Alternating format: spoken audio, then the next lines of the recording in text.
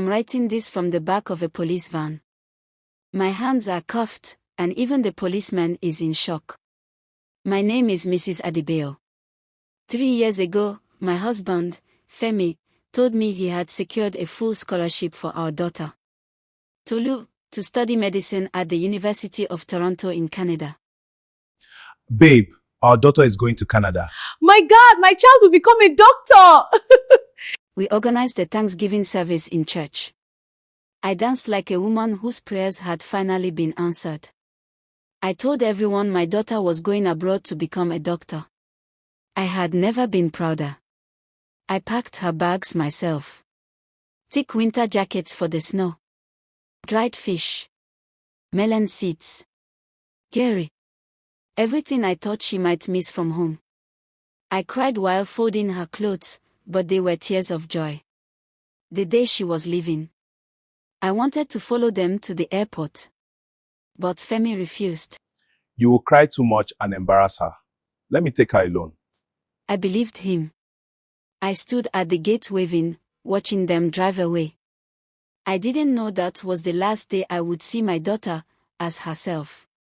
For 3 years, I lived in pride. Whenever I asked to video call Tolu, Femi always had an excuse. Let me speak with my daughter. Her network is bad today. He showed me pictures of her standing in snow. Pictures of her in front of white buildings. He played voice notes of her laughing. I didn't know they were photoshopped.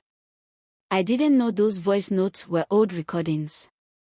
I was living inside a beautiful lie. Yesterday afternoon, I was returning from Balagan Market. The traffic at Oralagamu was terrible. Cars were not moving. The sun was burning. After 2 hours inside that traffic, I became very thirsty. I wound down the glass of my Lexus, the same Lexus Femi bought for me last month with his so-called business profits. I signaled a hawker selling pure water. The girl walked towards my car. She was dark, thin, and her skin was badly burnt by the sun. Her hair was rough and covered with dust. She looked like someone life had forgotten. Madam, give me my money. My body froze. That voice. That was the same voice I sang lullabies to for 18 years. I grabbed her wrist. She struggled to pull away.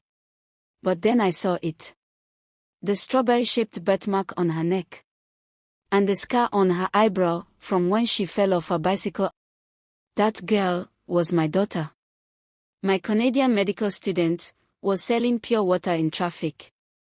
I jumped out of my car, abandoning it in the middle of traffic. Drivers were shouting, horns were blaring, but I didn't care. I dragged her into my car and locked the doors. I held her tightly. She smelled like sweat, hunger, and suffering. I gave her water. I wiped her face. As she sat inside the air conditioning, something changed. She held her head and screamed like someone waking from a nightmare. She told me everything. Femi never took her to the airport. He took her to a shrine in Bedegri. A native doctor blew powder into her face, and she fell asleep. When she woke up, she was under a bridge in Ora. With no memory of who she was. Only one instinct. To hustle. To suffer. The native doctor told Femi, "For your business to rise, your first fruit must fall. As long as she suffers under the sun, you will prosper in the shade." Every winter jacket I bought, he burned it. Every school fee I believed he paid, he used it to buy cars. He didn't send my daughter abroad. He sacrificed her destiny to become a big man. I drove straight home. Femi was sitting comfortably, eating pounded yam and watching CNN. He smiled when he saw me. Welcome, babe. How was market today? Before I could answer, Tolu walked in behind me. Femi dropped his No, phone. it can't be. A ghost.